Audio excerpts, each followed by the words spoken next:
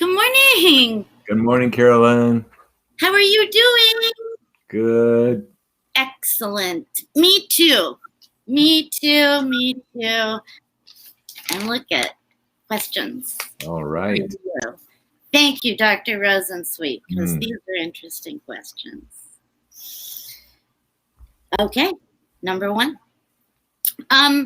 Is there a link between fibromyalgia, chronic fatigue syndrome, Epstein-Barr, and menopause? And do you feel that it's possible that maybe these are actually symptoms of menopause, or could it be that maybe all of them, along with menopause, are tied together? And the questioner goes on to say that she was diagnosed with all three, but once starting hormones, all of the three above went away, as did the menopause symptoms. That's an interesting way to put it, because she sort of answered her own question there, although I could understand it wouldn't be an answer she could have much confidence in. Women in midlife, and men as well, but women in midlife can show up with a long list of symptoms. Mm-hmm. Some of them very compromising, very debilitating. And what we teach all of our menopause method providers in our school is, before doing any kind of intense workup for all the possibilities involved with all the symptoms, for example, doing an extensive workup for fibromyalgia or chronic fatigue or arthritis, because aches and pains of muscles and bones and joints are amongst a long list of symptoms that a woman can have midlife. What we instruct our physicians and nurse practitioners and prescribing compounding pharmacists is, don't do the big long workup with a million tests. Treat the menopause first and see what's left.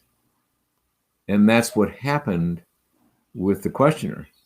Got it. She had received those diagnoses, but she replenished the hormones and the other symptoms went away. Therefore, those diagnoses were not exactly accurate, because there is such a thing as fibromyalgia and chronic fatigue. And those diagnoses are really tricky. So I'll get into that in just a moment. I mean, the most classic example that I had of this was, I was sitting in front of a new patient many years ago. She was in her mid-50s, and I was looking through our very long and thorough questionnaire that asks about everything you can imagine. And I learned really early on in the questionnaire that she's on OxyContin, and she's been on OxyContin for 8 months. I mentioned this story before, or 5 months. It was some lengthy period of time. And I'm sitting there twiddling my thumbs underneath my desk going, do I really want to get involved with someone who's addicted to OxyContin? And I asked her what her, why she was taking the OxyContin, and she said, well, she was in severe pain in her hips and in her joints and in her back. And after having an agreement with her that I would not be the one who would be prescribing the OxyContin to her, I decided to go ahead. She was very intelligent and seemed very motivated.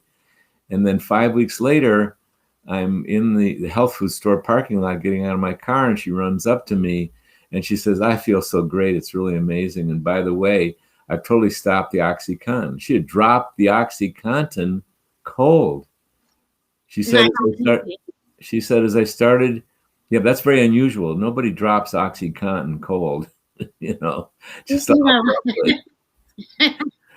and she said that I started taking the hormones and all my pain went away.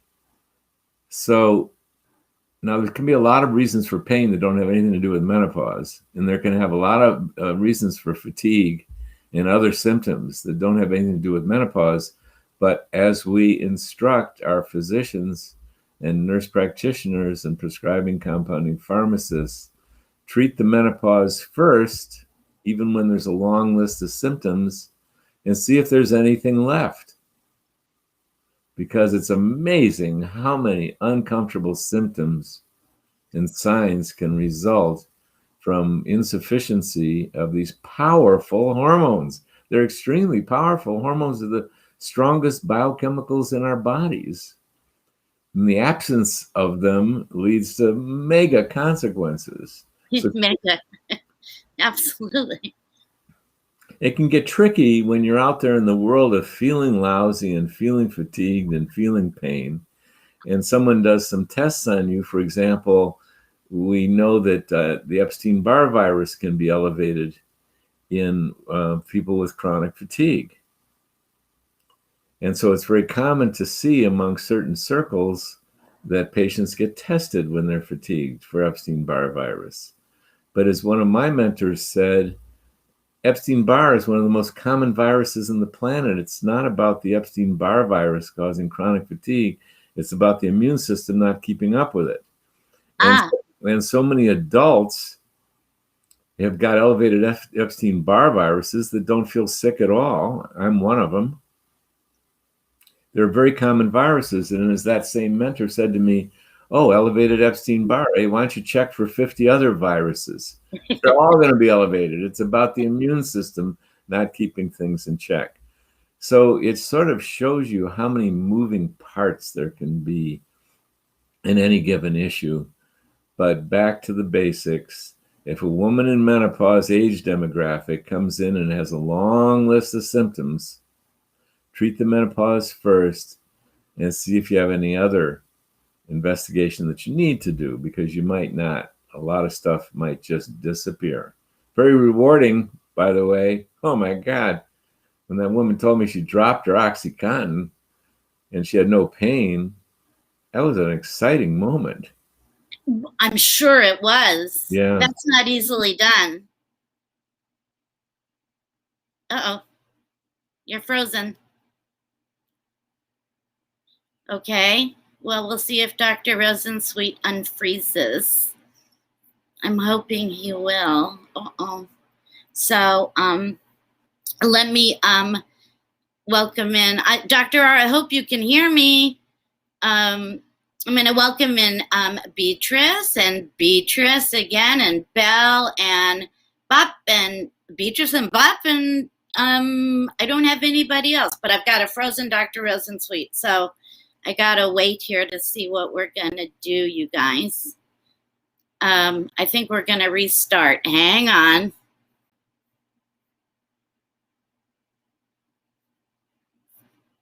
Hang on.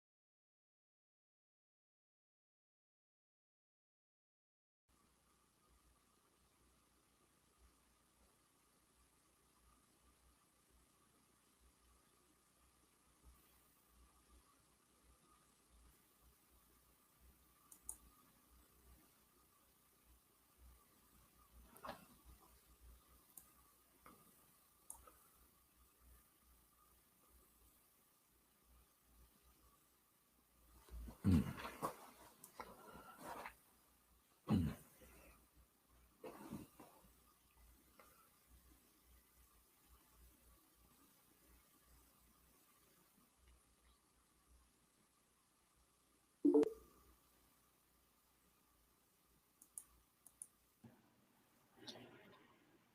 back.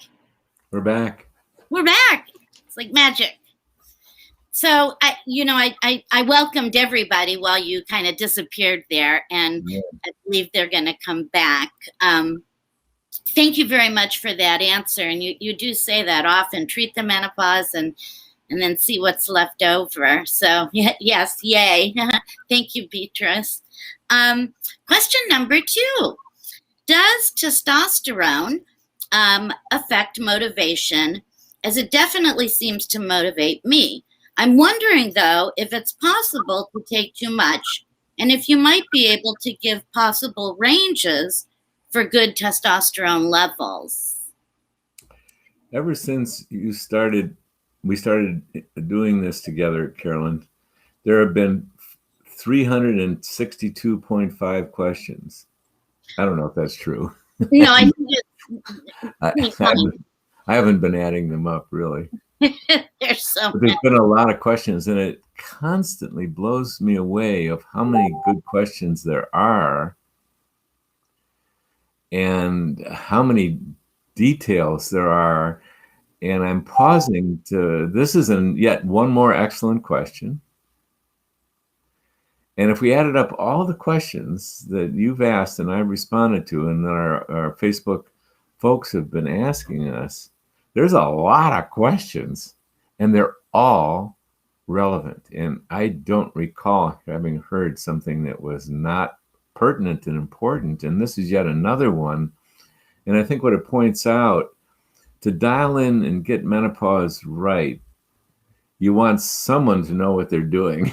And I know women have had to sometimes take that on themselves, but the job is always the same. Find someone who's specializing in this and knows all this stuff. And then you don't have to be concerned about it. Your main job as a woman in menopause is to find an excellent healthcare provider who cares greatly about menopause and has done the heavy lifting to get good at it and specialize in it.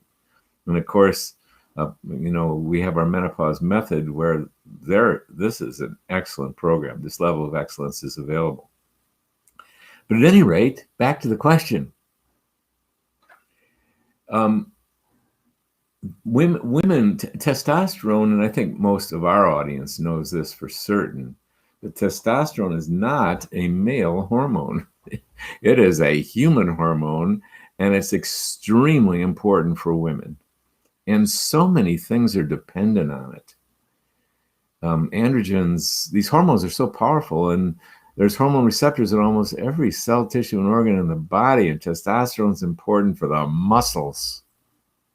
And when you see older folks in canes and walkers and wheelchairs, it's mainly because they've lost strength in their muscles. And when they're wearing adult diapers, it's primarily because they've lost the strength in the muscle that holds up the bladder and the uterus. And when you couple that with the vaginal atrophy from low estrogens, you got a recipe for adult diapers there. Testosterone is so important for the muscles. As I mentioned on this before, a gerontologist was lecturing to us senior medical students, and he said, let me tell you what's really happening to old people. They're losing their muscles. They can't stand and walk. They fall on their osteoporotic bones. And back in those days, they died from that. And these days, yeah, there's great surgery, but they don't last that much longer. Right. So testosterone in the muscles, testosterone in the mood. And the way that this questioner has described it is, well, I've heard it from one of our patients who said she didn't even realize over the course of many years, because it happened so slowly, she lost her normal human aggression.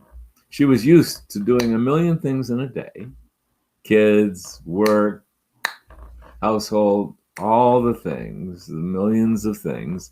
And she was used to making 1,000 decisions, and she was used to just being totally natural. And it crept up on her so much that she finally woke up to the fact that she was losing some of her drive, some of her sharpness.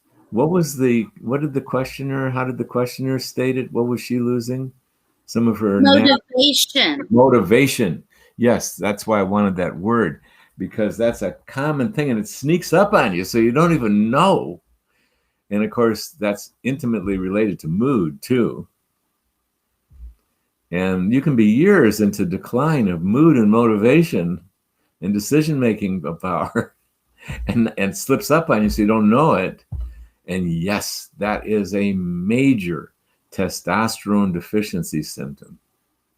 I can guarantee you that by 3 years into menopause, there isn't one single woman on this planet that has adequate testosterone to protect her mood, her bones, her muscles, and everything else that these androgens do.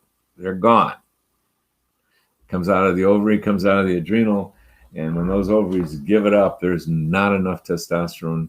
And of course, a woman can lose her libido big time, orgasm big time, lose it. So there's many, many symptoms.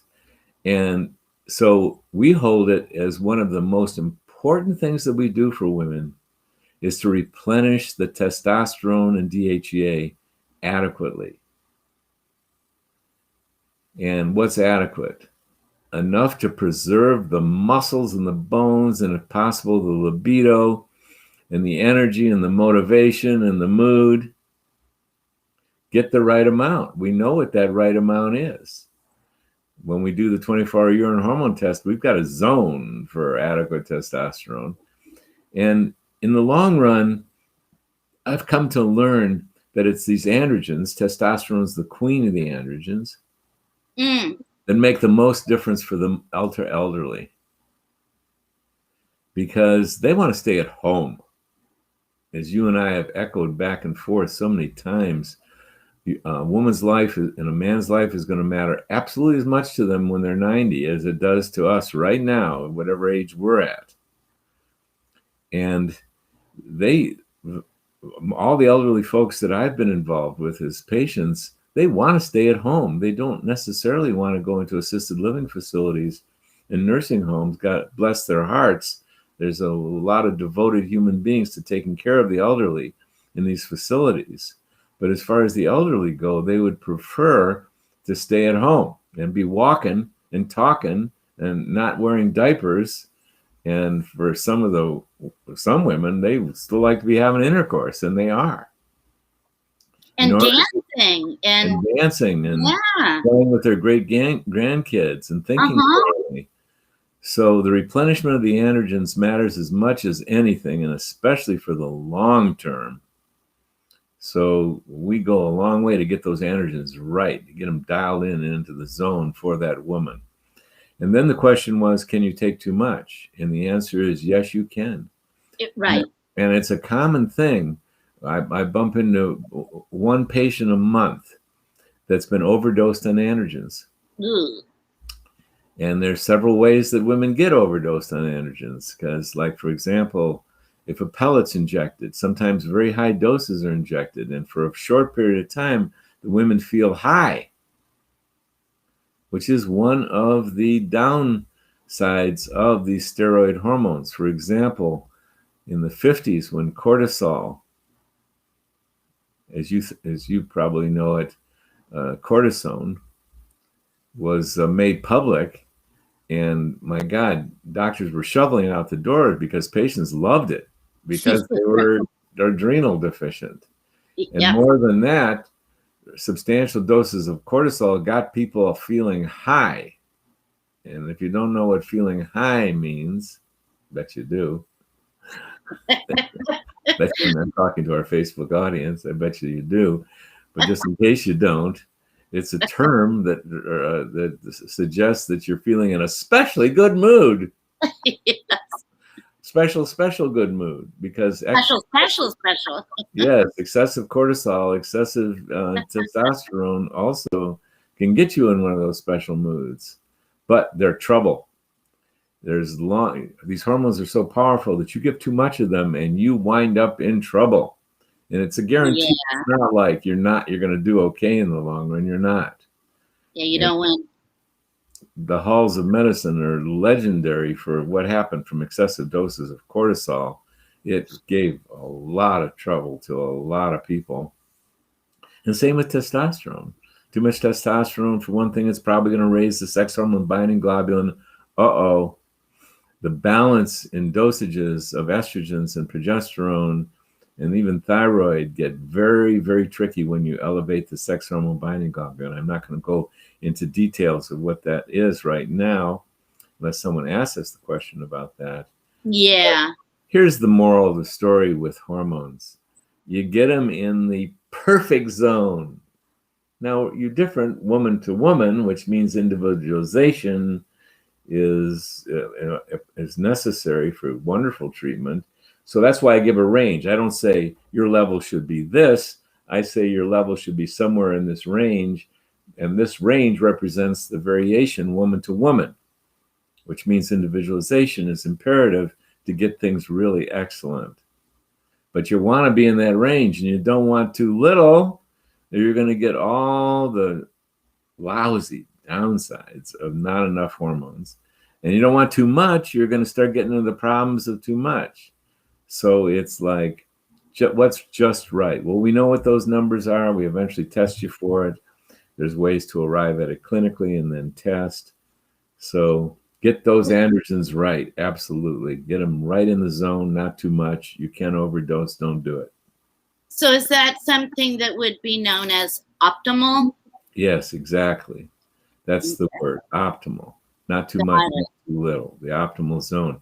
The questioner also asks, what are the laboratory results? Well, I can tell you what they are for 24-hour urines. Blood testing of testosterone, there's a conundrum that I haven't figured out. And when a woman's getting treated, she can have elevated looking testosterone and elevated looking free testosterone. And I think it has something to do with when she applied her last dose. But I never use blood tests in a woman who's being treated with testosterone to assess her testosterone. All the ovarian hormones, the estrogens, progesterone, testosterone, DHEA, the excellent test, and no one has yet to convince me otherwise, is the 24-hour urine hormone test. So I'm going to say, look out for blood testing around testosterone or any hormone when you're treating a woman. Now, there are physicians and providers that do use blood tests to some advantage, but I'm not a proponent of it. Yet I'm not trying to totally dismiss it. But the other methods I do not endorse in any way, shape, or form. 24-hour urine hormone tests. So look out when you're doing blood testing for a woman who's getting treated with testosterone. You could get what looks like elevated levels, but it's more related to the last dose, and she doesn't actually have elevated levels. On 24-hour urine hormone tests, she can actually be low. So meanwhile, don't rely on blood tests for when you're treating a woman with ovarian hormones. Use the 24-hour urine hormone test, and there will be no issue whatsoever. You'll get wonderful and clinically usable results. Thank you. A question did just present saying, how often do you prescribe hydrocortisone? Rarely. And there are some women in midlife that they've depleted their estrogens, they've depleted their progesterone, their ovaries not producing enough. They've had too much demands from the stress hormone, from the stress response. And biologically, when a saber-toothed tiger attacks, you're going to recruit a lot of powerful biochemicals. Adrenaline, cortisol, they're at the vanguard, but also estrogens, progesterone, testosterone, and DHEA.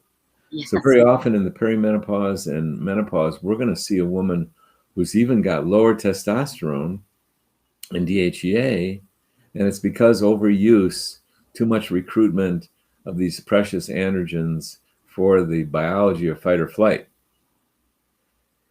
Cortisol and the ability for the adrenal to produce adequate cortisol is going to be the last soldier standing.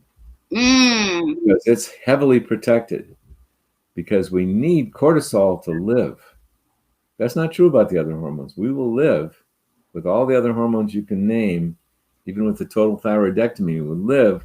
We'd be in bed all the time, but we would live, but not cortisol. We can't remove the adrenal glands because we need cortisol to live. So the body has protective mechanisms that it's going to guard the corticosteroids at all costs. However, eventually they can be gotten to as well if there's excessive stress. And excuse me, that's wrong. If stress is part of human life and it has its special place in human life. It's how we respond to it. Yes. And if we mount the full saber-toothed tiger biology, fight or flight biology, we're eventually going to drain everything. We're going to drain our estrogens, progesterone, androgens, that's testosterone and DHA, and we'll get at that cortisol. So there are some women who enter the menopause that actually have signs of lowered corticosteroids. And we see it. And usually what happens, and this is at the 90-95% level, all we have to do is replenish the estrogens, the progesterone, and the androgens properly, and the corticosteroids will recover all on their own. So even when I see low corticosteroids, and I'm talking about cortisol, cortisone, and three principal metabolites, we'll see the whole family be depleted. Even when I see that depletion, I know that if we restore the ovarian hormones, the corticosteroids are going to bounce back 90-95% of the time. Sometimes those corticosteroids are so low and the patient is so tired that we do prescribe cortisol. And I'd say it's 2% of all the patients I've seen in menopause over 25 years, 1%, 2% of them. And when we do replenish the cortisol, along with all the rest of the hormones that are depleted, we keep a very close eye on that woman because she's going to recover. And so, although we'll never stop the estrogens, the progesterone, the testosterone, and DHEA in the thyroid if we need to, which we often do, we want to keep an eye on that cortisol because we're not going to need to keep prescribing it. So I'll test her every 3 to 6 months to see if her corticosteroids have recovered because we don't want her to get into excessive cortisol. So I don't do it very often, but I'm thinking of the last patient I did this with, and it took her about 9 months of actually receiving cortisol, and we couldn't get her balanced until we got that, until we started treating her with cortisol. And then we treated her with the cortisol for 9 months. She started feeling a lot better. As she started feeling better, I started checking her 24-hour urine hormone test. And then when we saw that she was replenishing those corticosteroids, we gradually tapered her to lower and lower and lower and lower cortisol doses, which is how you want to do it with cortisol. And we got her off of it, and she's never been on it, and I'm still seeing her, and this is after 15 years. Yeah, that's amazing. So we do treat with corticosteroids. We usually do it between 6 months and a year and a half. By then, we should have restored so much hormonal health, and the adrenals will recover, and her own cortisol production will recover. So we just watch it very carefully. Speaking of oral cortisol, its common name is Cortef. Maximum amount that a woman should be taking per day is 20 milligrams. We'll start a woman off on 5 milligrams in the morning with breakfast. Cortisol you want to take with food. It can be a little rough on the stomach.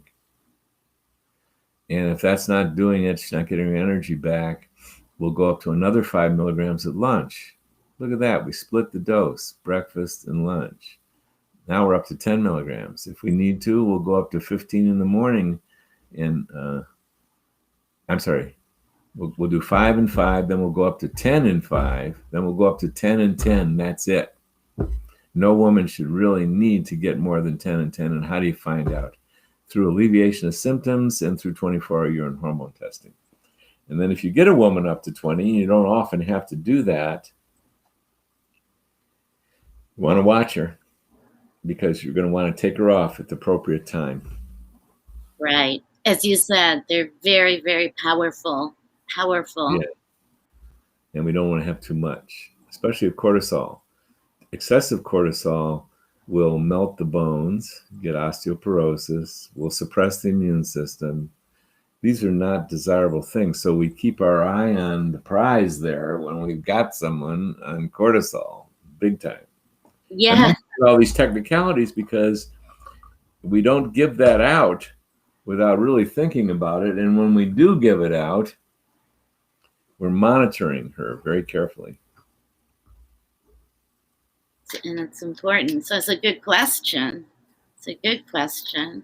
It's a good answer, too. Absolutely. Thank you very, very much for that.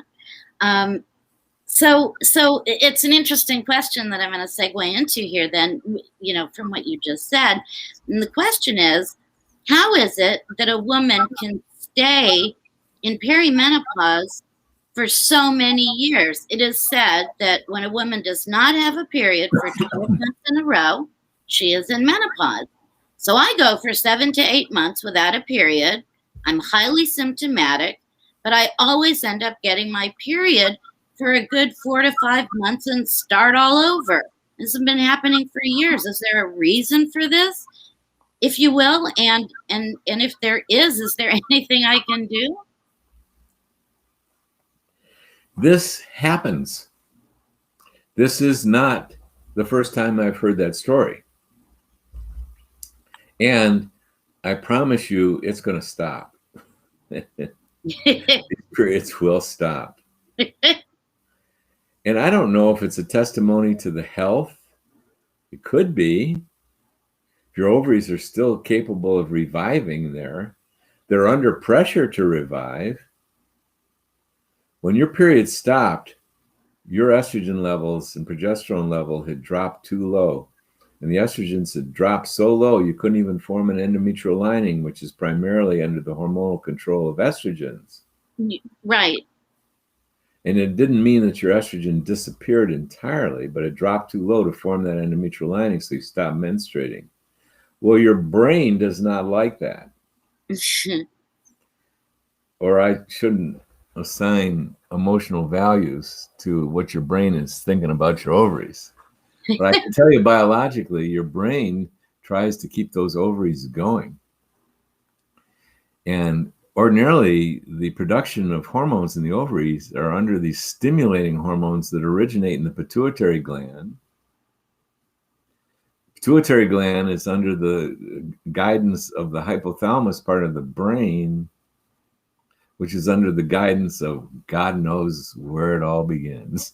And who is running this ship? That's right. Very profound. Well, but it is.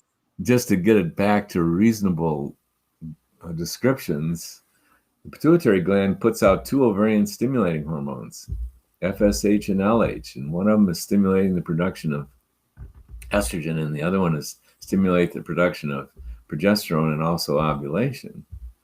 So when the woman's body senses that her estrogens are dropping, as they do magically, so to speak, midlife or unexplainably, the brain and the pituitary gland ramp up, and they raise that FSH and LH to try and revive those ovaries, and they can, and you can get a return of periods just from the increase of the stimulating hormones. LH is what? Luteinizing hormone, which relates to the cells that surround the egg that's going to ovulate. Got it. Thank you. And not only that, once your hormones start to decline, your ovarian hormones, the FSH and LH raise, and they never lower. Your 80-year-old's pituitary gland is pumping out extremely high levels of FSH and LH. Sort of, I've always been amazed by that. Why doesn't it give up? After all, as a woman's in menopause, why should the pituitary keep doing it into the 80s to produce levels that young women never see? Young women don't see these high levels. They see elevated levels throughout the cycle, but just enough to keep the cycle going beautifully. Beautiful orchestration there. Yeah, nice cooking along there.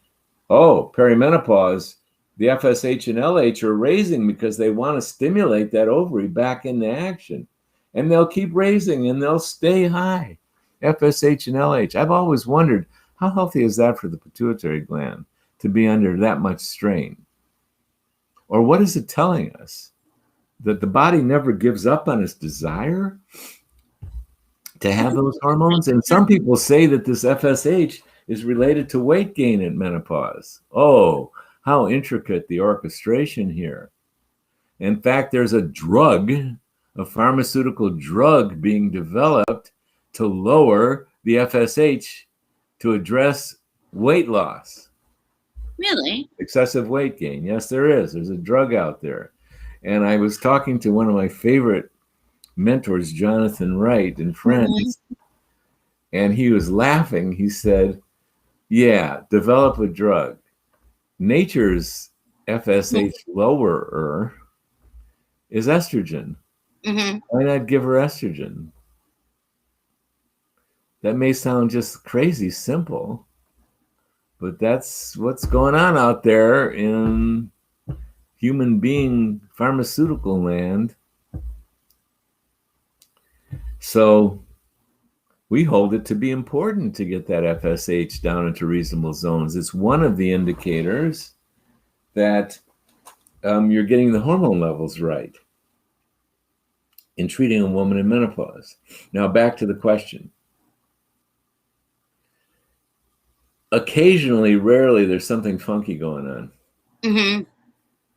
And this is why, properly so, prescribing hormones is in the legal auspices of licensed healthcare professionals, medical doctors, nurse practitioners, physician's assistants, and in some instances, prescribing compounding pharmacists.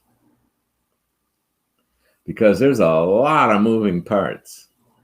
And when I see something abnormal going on or a little unusual going on, I always ask myself this question. And I've asked myself this question for 50 years in working with patients. If I don't understand what's going on, is there anything going on that could hurt this patient if I didn't get what was going on? This is how I approach. One of the ways I approach working with patients. If I don't understand what's going on, why don't I think in terms of, is there anything that I could miss that I wouldn't want to miss? And if I missed it, the patient could be in jeopardy or in trouble. So I always ask that question. So when I hear about a bleeding that doesn't quite make sense, I want to get a transvaginal ultrasound. I want to send the woman to the gynecologist because abnormal or unusual bleeding, this is their terrain. This is their turf. They've devoted their lives to becoming expert in things like unusual bleeding. And they've got wonderful tools to figure it out. And I know no one's really excited. Yeah, big fun. Let me go make an appointment with a doctor. Can I do that? Please let me have the opportunity to go make an appointment with a doctor. Well, there are worse things. There are. Yes, there are. I know that for myself. I go, uh-oh, I got to make an appointment with my dentist or with my doctor. Right. And I can't say it's the happiest time of the week for me. I get to go to the doctor. Woo! Big fun. At the same time, I love doctors. They've done me a lot of good, and they've done my family miraculous things. And there's times to go. And the time to go is when there's bleeding that you don't quite explain. A lot of times it's simple, like I was describing in the beginning, that you're just a woman who's got relatively healthy ovaries and they just keep going. And they're sort of dipping below what they need, and then they get stimulated and they come back into action. And then they dip below what they need and they get stimulated by the pituitary again, and you have some periods that will not go on forever. And it speaks to your vigor. However, always and 100% of the time, and my experience plays into this. My intuition plays into this. When I'm a medical doctor, which I am all the time, even after dinner, Really? and I hear a story and I feel a little uncomfortable about it, I'll track it down. Yeah. I'll go, okay, let's go get a transvaginal ultrasound. By Yeah. let's, I don't mean I'm going to accompany you there. What I mean is, how about if you go get a transvaginal ultrasound? And you know Yippee. what? Every so often something really pops up. And this is a very um, tender topic for me because I have a patient I've been treating for 18 years and she just had an abnormal transvaginal ultrasound. Uh-oh. And we have her going to the gynecologist on Friday. The office was so beautiful to push her appointment right up as soon as possible because I'm very concerned at what we saw on transvaginal ultrasound. So there's a time for everything. And if you're dealing with someone with experience, they're going to high likely say, no, you're fine. The story you told me about your perimenopause, this happens. You can bleed off and on. We don't have to do anything. But at a certain point, you may go consult with your provider and they go, you know what? Just to cover all bases and for me to be able to tell you you're fine, let's get a transvaginal ultrasound. And then, or we might say, you know, it's probably normal. It's probably just this thing that your perimenopause is lasting longer than you would like. So, but my intuition says, let's have the gynecologist confirm that for us. And I love it that we've got this healthcare system that these opportunities are available. And it's great to put our minds at rest. No, it's nothing. The gynecologist says, no, don't worry about it. I've done this exam on you and this test on you, and you're fine. You just have one of those long, drawn-out perimenopauses, but it's not an illness. And by the way, your hormone levels are low. By the way. Even when, I mean, I'm saying to this woman who's goes 9 months without a period, she's gone 9 months with super low estrogen levels and lower progesterone levels, and probably her androgens are low, as I mentioned earlier today. So how we address perimenopause is we start replenishing those hormones as young as we see that woman. I love to see young women when they're starting to get estrogen, they're starting to get hormonal imbalance. Mm-hmm. When they're in early perimenopause, when they're in their 30s. And you can download our book from Ins and Outs of Menopause, and we describe those first changes where the progesterone drops deeper and faster than the estrogen does, even if you're ovulating. We like to catch it then, and we start liking to augment progesterone then. And, you know, to do menopause properly, we get it as early as we possibly can. And then we bring those hormone levels up to decent levels. Sometimes it's just progesterone that we replenish.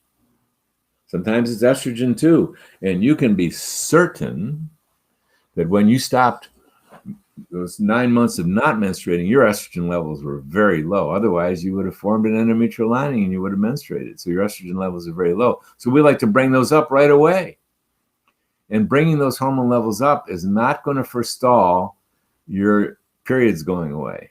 Yeah, right. We are not bringing them up to that level. Right. It can be accomplished, but it takes 3 to 8 times the upper limit of normal of a young woman in her 20s. Hormone levels keep that period going. That's a whole other topic. No, we're not using those levels. We're just replenishing to healthy levels, and your period still will stop. The levels that we'd be replenishing to for perimenopause and menopause are not sufficient to keep your period going, nor do we want it to. In most every instance, there is a few exceptions. So there you go. Simple question. Oh, what do you know?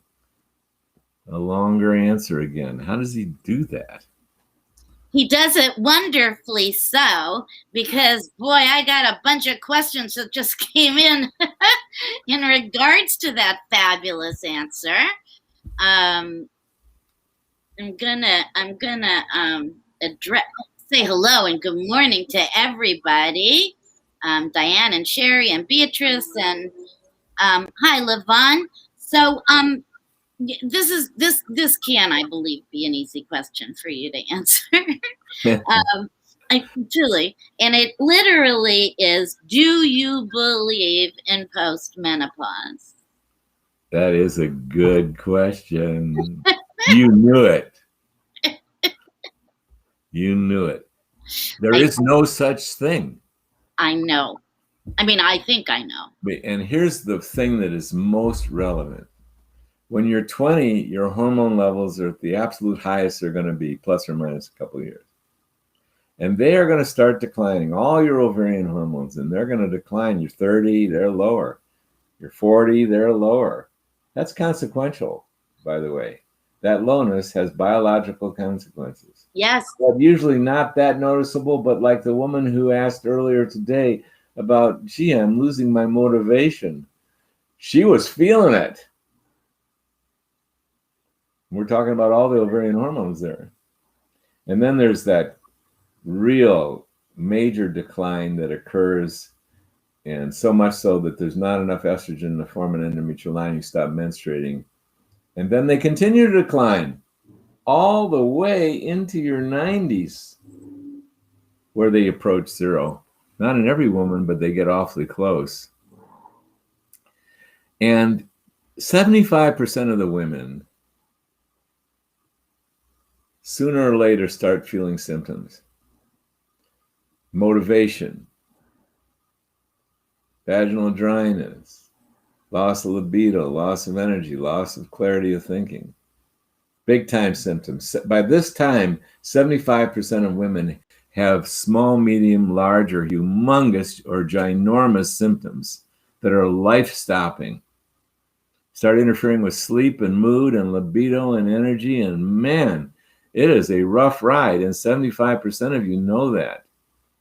And the ones I'm most concerned about are the 25% who feel no symptoms. They think this menopause is not a big deal. What's everyone complaining about? They're the ones I'm most concerned about, because the 75%, they have a tremendously high motivation to see if this can be addressed. And they go out there and they find help. Oh, yes. That's the great news. Now, a certain percentage of those women will start having symptoms, and they will never stop. They'll be hot flashing in their 80s. Ew. But a certain number of women's bodies adjust to the low hormone levels, and they stop having symptoms, and they go, phew, I made it through menopause. It's a total myth. The declines keep happening. The declines are tremendously consequential to your arteries, your bones, your brain, your mind, your mood, your vagina, your muscles. Tremendously consequential, those hormone levels. You may feel, wow, I made it through menopause. You did not. And it's those women I'm concerned about too, because they lose their motivation to go out and get help. So, is someone ever through menopause? Never. And the only proper answer is, as soon as you can think about it, get thee to an expert and start those hormones and never stop. I'm not stopping. I'm of a certain age. I'm going to leave it up to you to guess. I'm of a certain age, and this is a daily wonder for me. I'm a man. I have low testosterone. I take it every day with love and gratitude that I can get it in an organic oil bottle here. Absolutely. And I have that same gratitude. You best know, because I also take it. And we started off the interview with the testosterone question. Oh, yeah, right. So as a man, there's a few other things I take as well. And so at any rate, there is no end to menopause. Once it starts, you have one job, get find yourself an expert, get dialed in, and take these things with deep gratitude and love every day of your life. I'm always so happy when you say that, honestly, because I do hear women say, oh my God, I went through menopause. I remember that. It was awful. I'm so glad I'm through it. And then how's their bones? How's their muscles? Are they going to wind up in assisted living facilities because they lost muscles at such a slow rate that they barely noticed it? And then one day they had to do a cane, and then they had to do a walker, and then they had to do a wheelchair. Well, you don't see those folks around very much. They're in their assisted living Right. They disappear. They disappear. And They do. I've seen it. They don't like it. They're strong, so they do it. And there's a lot of devoted, beautiful people assisting these folks in assisted living. But the women themselves would rather remain at home almost exclusively. Absolutely. Yeah.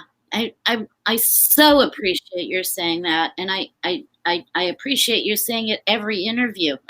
You know, it's so important, or it is to me, for sure. Man. So, this is a question. I'm hoping that we can, and I see everybody's questions, and I welcome everybody. And yes, I certainly will write to you.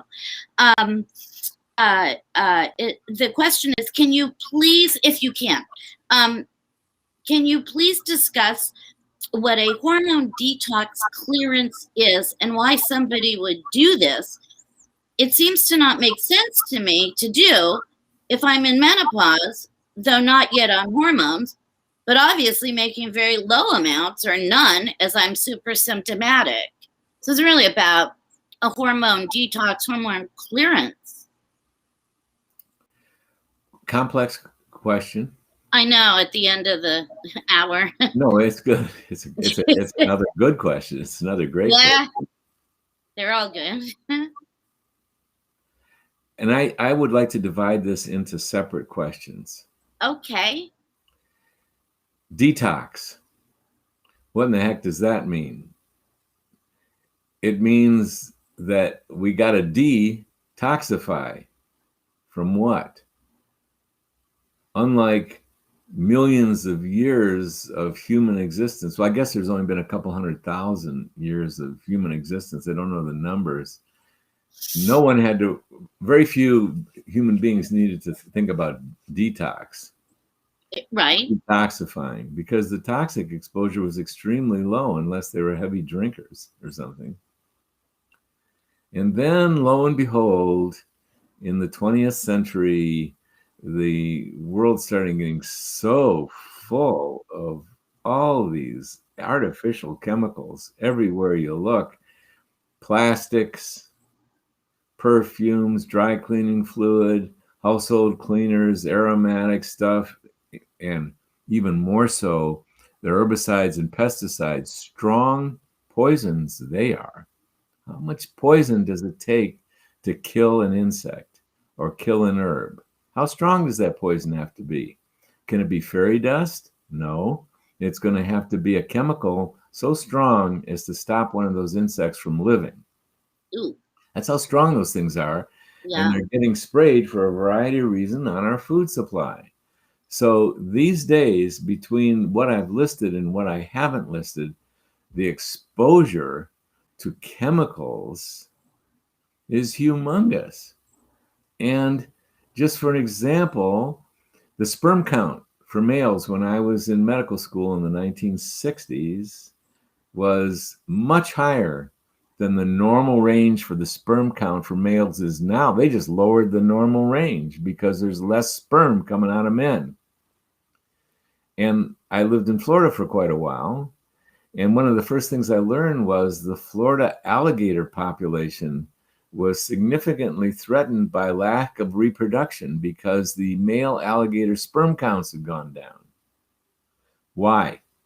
Because they're exposed to all these toxins. Oh, where does these toxins get us? It gets women in their hormone receptors.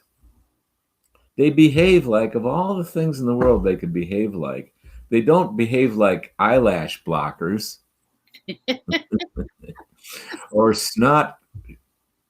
nasal mucus reducers. They don't behave like nasal mucus reducers.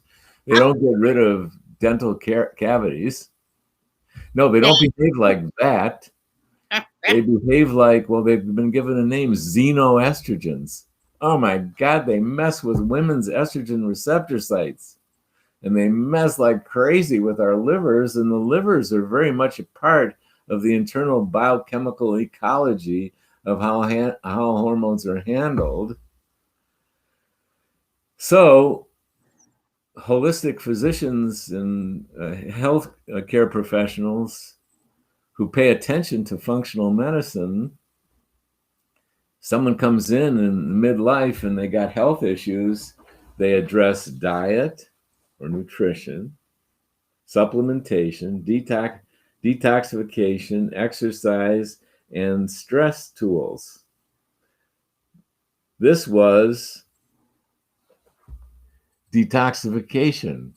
Right. This was detoxification. That's that fourth finger there. Thank you for clarification. And so everyone can benefit from detoxification. Yeah. And some people are far more loaded with this stuff than others. And so detoxification midlife can be a process that everyone can do for advantage. Now, cut to 2002 and the Women's Health Initiative study that falsely, wrongly reported that there was increased risk with this horse urine-derived estrogen combined with a progestin called Prempro. The data did not say it, but it was misinterpreted, and the press got a hold of it and exploded out into the American public and then the world public that hormones put women at risk. That was incorrect.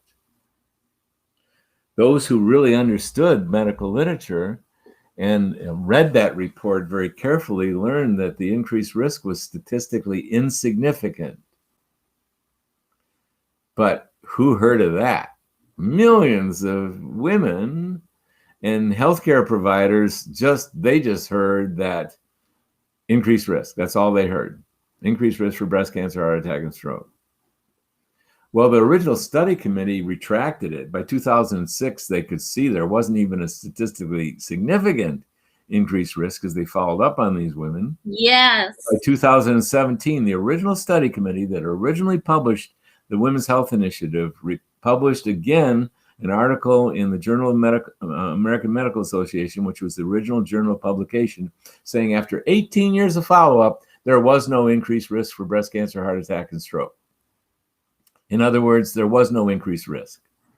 And there's a book called Estrogen Matters by your friend and mine, Auburn Blooming and Carol Tavris, that explains this in great detail for those of you who really want to explore the subject of risk. Now, back to why I thought of this sidetrack in the beginning. Women started scrambling away from hormones. They got scared. They didn't want to put themselves at risk. So they'd rather face the no hormone world. Was there anything that you could do about it? Well, you could do a lot of health things and it could help your health get better. And one of them was detox and cleanses. So a lot of healthcare providers did the best they knew how to do. Well, let's at least unbung up the estrogen receptor sites and get the xenoestrogens out of there.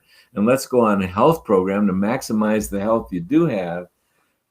Now, in my opinion, that's great stuff to do for everybody. Everybody should do one of these. Find yourself a naturopath or a health coach that is specialized in these health promoting activities called detox, exercise, nutrition, etc. Yeah, we all should be doing exactly what they're saying. But I'm going to opine that it ain't enough. It's just not enough. You want to do the right thing. In my humble, non-humble opinion, you replenish those hormones royally. And you don't have to get them up to youthful levels, but you do need to be quite rich about it. And we know the numbers. So I think the direct on approach of detoxifying around the perimenopause is always a good idea, but I'm going to assert that's not enough. And it's not enough, and it's not enough. These hormones need to be replenished. They're not going to revive. These ovaries are not going to keep going. And there's the consequence of too low testosterone, too low estrogen, too low progesterone, too low DHEA, and probably thyroid as well. That is not something any of us want. No, well, walking and talking and thinking and not having coronary artery disease and having healthy vaginas and intercourse and all the things that really matter, and energy and libido and functioning immune systems. You need adequate estrogen to have the state-of-the-art immune system, as we've gotten exposed around COVID. yeah. So anyway, although I so appreciate that approach to health and recommend that everyone go on a detox program, male and female, there's no substitute for replenishing those hormones as well. And that detox will definitely help you, and it'll ungum up your receptor sites, which can be a problem. Some people have that problem, but you want to replenish the hormones as well. So I have a hard stop galore. How surprising. I am going to sign off and say, Okay. Karen, thank you once again, and hello to everybody out there, and we'll see you on Thursday. We will indeed. Have a great day. Thank you. Bye-bye, everybody.